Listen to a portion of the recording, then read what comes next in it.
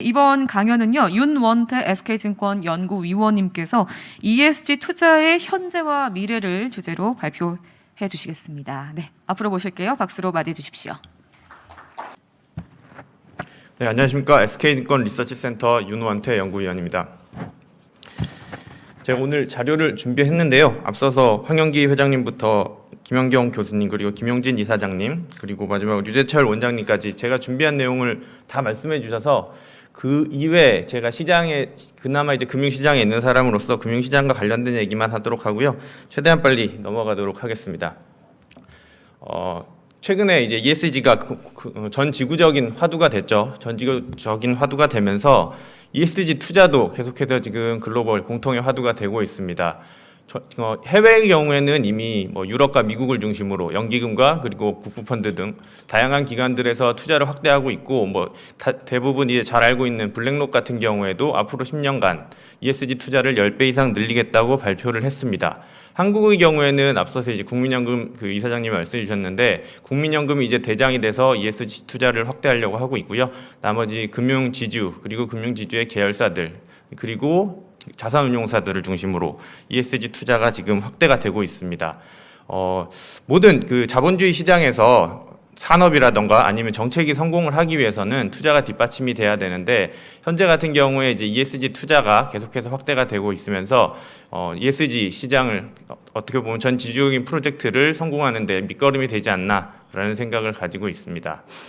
ESG 투자를 말할 때 사회적 책임 투자가 직접적인 연관이 있을 것 같은데, 사회적 책임 투자라고 하는 거는 간단하게 설명을 드리면 우리가 투자를 함에 있어서 사회적으로 긍정적인 영향을 미치는 기업들에게 투자를 하고, 반대로 사회를 해치는 투자는 제외를 하자라는 기본 컨셉이 될 것 같은데요. UNPRI라고 하는 가장 글로벌 대표적인 투자 원칙이 있는데, UNPRI의 6대 책임 투자 원칙 중에 3개의 원칙에 ESG 문제를 거론을 하고 있습니다. 왼쪽 차트를 보시면 ESG PRI에 가입하는 기관들은 계속해서 늘어나고 있고요. 책임운용 자산도 계속해서 증가 추세를 보이고 있습니다.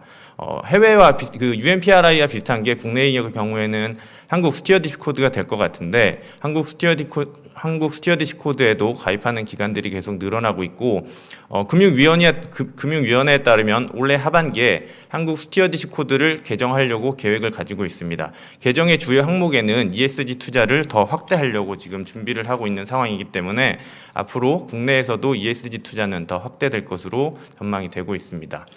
시장을 한번 살펴보려고 하는데요. 주식과 채권으로 구분해서 살펴보면 ESG 글로벌 전체 자산은 한 40조 달러 정도가 되고 있는데, 사실 그래프 대부분 다 우상향하는 그래프가 될 것 같고, 최근 코로나 사태 이후로 더 빠르게 ESG 투자는 확대가 되고 있다라고 보시면 될 것 같습니다. 앞으로의 추세도 계속해서 증가 추세를 보일 것으로 전망을 하고 있는데, 사실상 계속해서 증가 추세가 될 것은 누구나 다 알고 자명한 사실이고, 양적 성장도 중요하겠지만 앞으로는 질적 성장을 어떻게 다 동반해서 가져가느냐, 그게 더 중요한 문제가 되지 않을까라는 생각을 가지고 있습니다. 주식 투자를 함에 있어서 ESG 투자는 상당히 어려운 것 같습니다. 앞서서 계속해서 문제점을 지적해 주셨었는데, 주식 투자를 할 때 어떤 기업에 투자를 하느냐를 선택하는 문제에 있어서 ESG를 잘하는 기업에 투자를 해야 되는데, 그러면 누가 잘하느냐를 선택하는 문제가 상당히 어려운 문제이기 때문에 이 문제를 조금은 해결해야 되지 않을까라는 생각이 들고 있고요. 채권 시장 같은 경우에는 조금은 다릅니다. 채권 시장 같은 경우에도 채권은 이제 ESG 채권이 발행이 되고 투자가 되고 있는데요. ESG 채권이라고 하면 기업이 자금을 조달하는 데 있어서 ESG 사업을 위해서 사업을 목적으로 자금을 조달하게 되고, 그 해당 사업에만 자금을 사용을 해야 됩니다. 그래서 특수목적 채권이라고 보시면 될 것 같은데, ESG 채권은 크게 녹색 채권, 사회적 채권, 지속가능 채권 이렇게 분류가 됩니다. 이름에서 알 수 있듯이 환경, 사회, 지배구조를 개선하는 목적으로 자금이 조달된다라고 보시면 될 것 같은데요.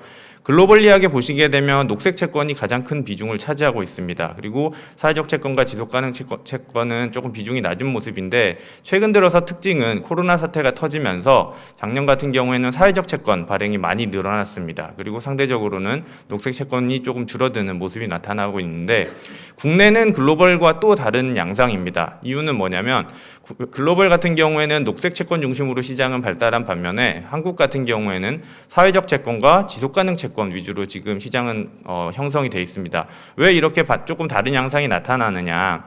그동안 채권 발행자들 중에서 대부분 이제 사회적 채권과 지속 가능 채권을 발행했던 기관들은 금융 지주의 계열사들 그리고 공기업 위주로 발행이 되다 보니까 녹색 채권이 아닌 사회적 채권이 많이 발행이 됐었고요. 상대적으로 올해 같은 경우에 전년 대비해서 녹색 채권이 빠르게 증가를 하고 있습니다. 오늘 그 한스경제 일면에도 지금 녹색 채권이 이제 주요 주제가 다뤄지고 있는데 최근 들어서 이제 일반 기업들을 중심으로 ESG 경영이 확대되고 있고 ESG 경영을 하는 데 있어서 가장 두각 쉽게 접근할 수 있고 두각을 나타낼 수 있는 게 ESG 채권 발행이기 때문에 최근 들어서는 녹색 채권을 중심으로 발행이 급격하게 증가하고 있는 모습을 볼 수가 있습니다. 앞서서 국민연금이 계속해서 강조가 되고 있는데 사실 국내의 ESG 시장에서는 국민연금이 가장 대장인 것 같습니다.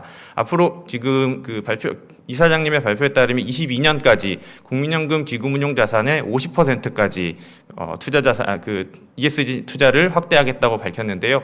단순 계산으로 해보면 지금부터 그 기금운용 자산이 계속해서 늘어나서 22년이 되면 총 기금운용 자산이 약 900조 원이 될 걸로 예상이 되고 있고요. 900조 원 중에 50%인 450조 원이 ESG로 투자한다고 하면 사실상 엄청난 규모다라고 생각이 들고 있고 현재 이제 100조 원 정도가 되는데 450조 원이라는 규모가 얼마나 크냐를 가늠해 보면 코스피 시가총액이 2,200조 원입니다. 근데 450조 원이면 한 25% 이상인 수준이기 때문에 뭐 450조 원이 전체 주식과 국내에 다 그 투자가 되지는 않겠지만 어쨌거나 450조 원이란 그 돈은 엄청난 규모가 될 테고 국민연금을 필두로 해서 국민연금의 위탁 운용을 맡기기 위한 운용사들도 ESG를 계속해서 강조를 하고 있고요. 나머지 금융지주의 계열사들, 뭐 시중은행 금융지주도 그렇고 일부 금융 그룹들의 움직임도 계속해서 ESG 투자를 확대하고 있는 상황이기 때문에 앞으로는 ESG 투자가 계속해서 증가 추세는 뭐 볼 것은 누구나 다 알고 있는 자명한 사실이다라고 생각이 됩니다. 그러면 ESG 투자를 어떻게 하느냐, 투자 방법론을 간단하게 살펴보려고 하는데요. 투자 방법론은 크게 7가지 정도가 되는데 가장 많이 쓰이는 방법론은 3가지입니다. 첫 번째는 네거티브 스크리닝인데 거의 제일 많이 사용하고 있는 방법론이고요. 앞서서 뭐 블랙록 같은 경우에는 석탄 관련 기업들의 매출 비중이 25% 이상 넘으면은 투자를 하지 않겠다라고 밝힌 것처럼 네거티브 스크리닝, 그러니까 ESG에 반하는 기업들, 반하는 산업에는 투자를 하지 않는 방법을 네거티브 스크리닝이라고 하고요. 반대로 포지티브 스크리닝 같은 경우에는 긍정적인 ESG와 친화적인 산업 또는 친화적인 기업에 투자하는 방법론이 포지티브 스크리닝이라고 보시면 됩니다. 마지막으로는 이제 가장 많이 사용하고 있는 게 ESG 통합 전략이라고 하는 방법론인데 왜 이런 통합 전략이 나오냐면 예를 들어서 포지티브 스크리닝 방식으로 친환경적인 기업에 투자를 하려고 봤더니 사회적인 면에서 뭐 임금 체불을 한다던가 이런 기업들이 나타날 수가 있기 때문에 종합적으로 E와 S와 G를 종합적으로 판단을 하자. 그래서 ESG 통합 전략이라는 방법을 사용하고 있고 여기서의 핵심은 ESG 통합 전략의 핵심은 ESG 평가입니다. 그래서 계속해서 지금 문제로 지적되고 있는 ESG 평가가 중요하기 때문에 이 ESG 통합 전략 지금 국민연금 같은 경우에는 자체 모델을 만들어서 사용을 하고 있는데 일반 투자 기업 같은 경우에는 자체 모델을 만들 여력이 안 되기 때문에 글로벌 평가사라던가 아니면 국내 평가사의 그 평가 등급을 가지고 이제 투자 지표로 활용을 하게 되는데 이게 지금 조금 문제가 되고 있다라는 생각이 들고 있고 뒷부분에서 다시 설명을 드리도록 하겠습니다. 그럼 어떤 기업을 투자를 해야 되냐? 앞서 이제 그 황영기 회장님께서도 말씀해 주셨었는데 우선은 과거 같은 경우에는 경제적 가치가 주주 자본주의에서 가장 우선의 원칙이었습니다. 그러나 최근에는 이제 사회적 가치를 함께 고려하기 때문에 경제적 가치와 사회적 가치 균형적인 발전이 필요하다는 생각을 가지고 있고요. 이해관계자 자본주의에는 뭐 고객, 직원, 사회, 거래기업, 지역사회, 주주 등 다양한 그 이해관계자가 연관돼 있는데 이 모두를 만족시켜줄 수 있는 균형적인 발전이 필요하다는 생각을 가지고 있고 가장 대표적인 게 이제 ESG만을 강조하는 회사도 그리 좋지는 않은 것 같습니다. 뭐 다논의 예를 앞서서 들어주셨는데 다논이라는 식품 기업이 ESG 경영만을 강조하다 보니까 얼마 전에 이제 해임하는 사태가 나타났었는데 결국에는 ESG를 잘하는 것도 중요하지만 균형적인 발전이 중요할 것 같고 장기적으로는 기업 가치가 제고되겠지만 단기적으로는 비용 이슈가 있을 수 있기 때문에 그 부분을 감내하고 기업 자체 본업을 성실히 하면서 ESG도 같이 추구하는 전략을 가져가는 기업에 대해서 투자하는 것이 적절하지 않을까라는 생각을 가지고 있습니다.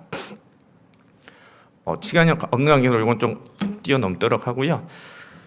지금부터 ESG 관련 투자에 있어서 조금 이슈를 살펴보려고 하는데 가장 포인트는 뭐냐면 앞서서 이제 ESG 통합 전략을 많이 사용한다고 돼 있는데 ESG 통합 전략에 있어서 가장 이슈는 평가 제공 기관입니다. 기업과 투자자 관계에 있어서 금융 중개고리 역할을 하는 가장 기본이 되는 기관이 이제 평가 기관이 될 텐데 이 평가 기관의 신뢰성이 지금 많이 없는 상황이기 때문에 사실상 대들보가 흔들리는 상황이다라고 보시면 될 것 같고요.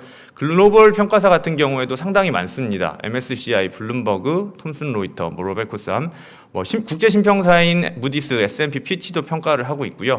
국내 같은 경우에는 한국지배구조원, 대신경제연구원, 서스틴베스트가 평가를 하고 있는데 국내의 평가사들의 문제는 사실 모델도 현재는 공개하지 않고 있고 등급조차도 한국지배구조원에서만 등급을 공시를 하고 있고 나머지 기관은 등급조차도 공시를 하지 않고 있는 상황이기 때문에 사실상 기관 투자자가 투자를 하는 데 있어서 아직까지는 조금 어려운 상황이 있지 않나라는 생각을 가지고 있습니다. 왜 이렇게 평가 등급이 다 제각각이냐? 현재는 앞서서 말씀드렸다시피 ESG라는 그 사업 자체가 비재무적인 사업을 강조를 하고 있기 때문에 비재무적인 또는 비공개된 정보를 이용해야 되는데 평가 기관들이 각각 제각각의 평가 모델과 평가 변수를 적용을 합니다. 결론은 시작부터가 다 다른 점에서 시작을 하기 때문에 평가 값이 다 다르게 나오는 거고요.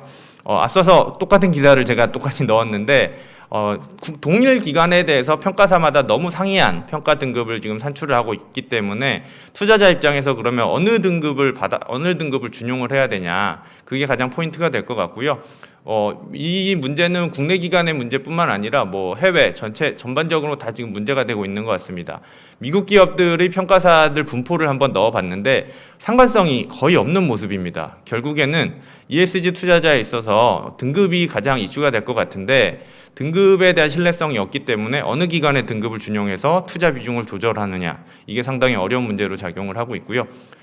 예를 들어서 보시면 동일 기업에 대해서 신용 등급이라고 하는 등급에 대해서는 오른쪽에 있는 것처럼 상당히 유기적인 모습을 보이고 있는데 ESG 등급 같은 경우에는 왼쪽에 있는 그림들처럼 동일한 기업에 대해서 20점에서부터 80점까지 분포가 상당히 넓게 나타나고 있고 이렇게 될 경우에는 어느 기업의 등급을 준용하느냐의 문제가 될 수 있기 때문에 결국에는 투자에 있어서 상당히 어려움으로 작용하고 있다라고 보시면 될 것 같습니다. 다음으로는 ESG 투자 성과를 한번 보려고 하는데요. ESG 펀드가 과연 일반 펀드 대비해서 그러면 더 우수한 모습을 보이냐라고 할 때 그런 모습을 보이면 상당히 좋을 것 같은데 아직까지 과거 지표를 통해서 살펴보자면 금융업계에서 보고하는 보고 자료에 따르면 아웃퍼폼을 한다고 합니다. 그런데 학계나 연구기관에서는 아직까지는 그렇지 않다라는 연구 결과를 발표하고 있고요.